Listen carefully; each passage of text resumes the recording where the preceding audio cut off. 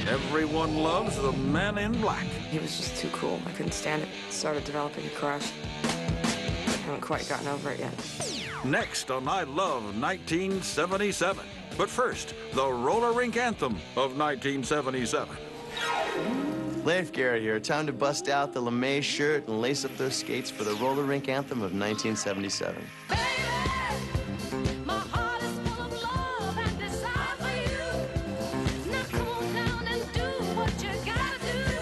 Don't Leave Me This Way by Thelma Houston.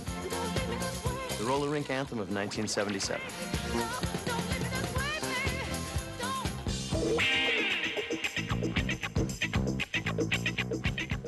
I love the 70s. I love the 70s.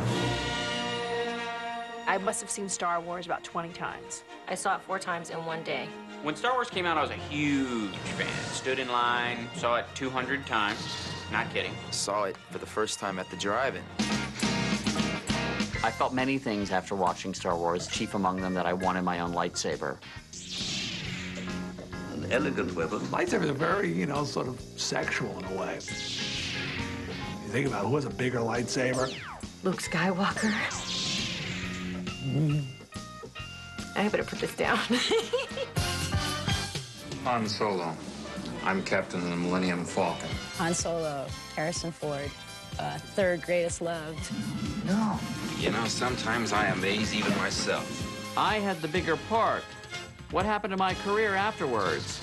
Sorry, buddy. You needed a better agent, I guess. I'm never gonna get out of here. Nothing hotter than a thin, pasty girl with Danishes on either side of her head. I don't know what you're talking about. We used to dress up and pretend like we were doing Star Wars. There was a girl that lived across the street. We could not get her hair like Princess Leia's because the pigtails wasn't gonna do it. I also wanted to know where Carrie Fisher got her accent. I recognized your foul stench when I was brought on board. I think it was the first wheezing bad guy. Come on, let's tear this ship apart till you found those plans. And bring me the passengers. I want them alive. I mean, that's scary. Wheezing people scare me. Deviated septum's clearly a sign of the devil. He was just too cool. I couldn't stand it. Started developing a crush. Haven't quite gotten over it yet. I've been waiting for you.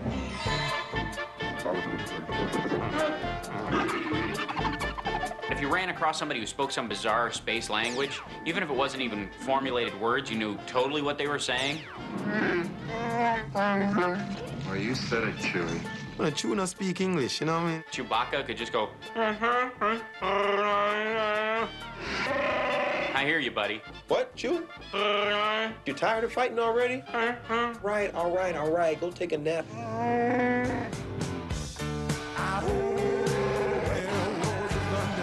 I blame Chewbacca for my whole look in the 80s. You could use some Aquanet, though.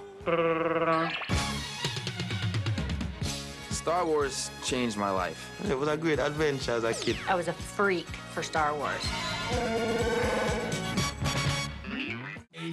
I'm Soleil Moonfry. Here's a look at some of 1980's very special births. Christina Aguilera, Post-it Notes, Ethnic Barbies, and Macaulay Culkin. There it is, the miracle of life, 80s style. Born in 80.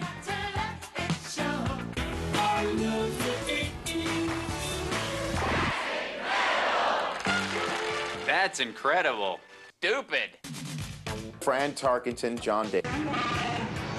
Empire Strikes Back, probably one of the best movies ever made. The second in the Star Wars trilogy, some say the best. I thought it had the best story, and it was a great movie.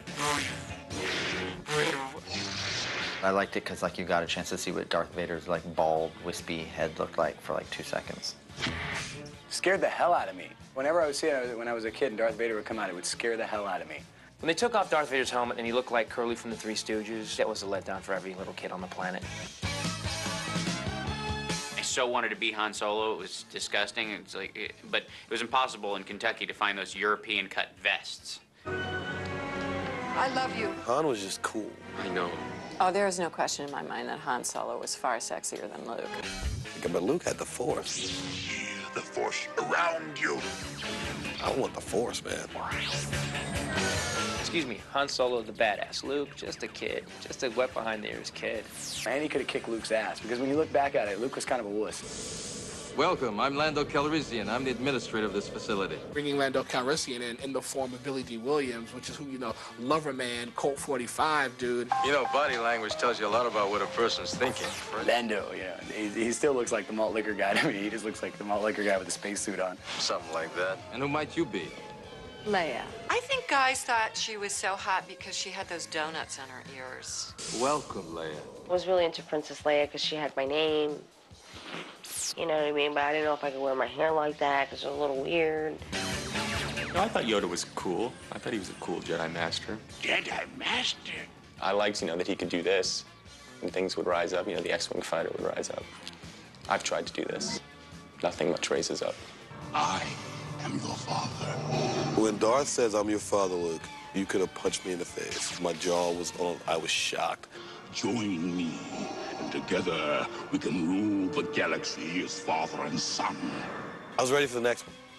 Because if that was where we were going with that one, wow, I gotta see where we're going with the next one. What's gonna happen next? I love you. So, you think you're an 80s fan? Okay, Mr. Roboto, can you handle this? It's I Love the 80s, and this is 1983. Dad, your face! I'm shocked. The flicks, the fashions, the trends, the TV, the tunes. A totally awesome year that gave us these burning questions. Did Jabba the Hutt do Princess Leia? Hey, your slugs need love too. I love 83. Coming up, keeping it in the family with Luke, Leia, and the whole horny Jedi bunch. There was some kinky going on in a galaxy far, far away, long ago. Next on I Love 1983.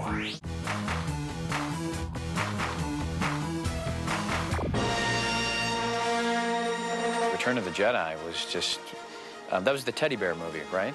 The Ewoks. It was big. That was a big movie. What I remember about Return of the Jedi is most certainly Jabba the Hutt. Jabba the Hutt, just huge, shirtless, disgusting. Much like Fat Bastard. After the movie came out, whenever there was a big old fat dude in the neighborhood just sat around the porch, you're like, yo, man, that's Jabba over there. Why's Jabba? Well, he looked like a big slug. It was definitely a male entity. I would not want to pull apart that and see what was underneath there. I think that would be a situation where you have to throw flour on Jabba the Hutt to find, well, you know. If Jabba could find his penis, I'm sure he would have gotten it on with Leia.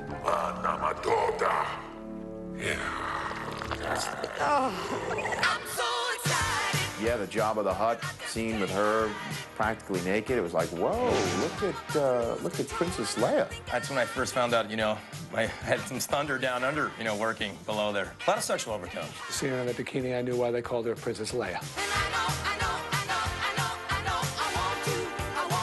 Princess Leia's chained up, by the neck to Jabba the Hutt. And she's, all slinky and sort of tricked out. She's there to be used as a sex toy. Weren't Jabba and Leia, did he hit it?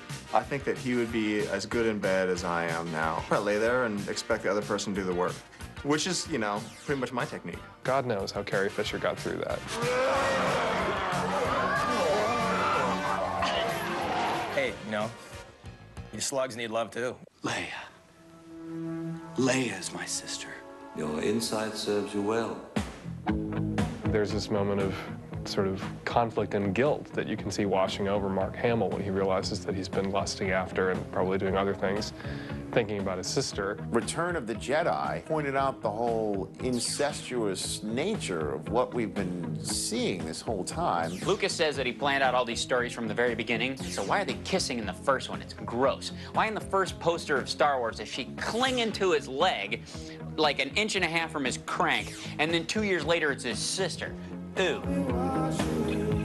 Return of the Jedi is the biggest incest film of all time. There was some kinky going on in a galaxy far, far away, long ago. I love 83.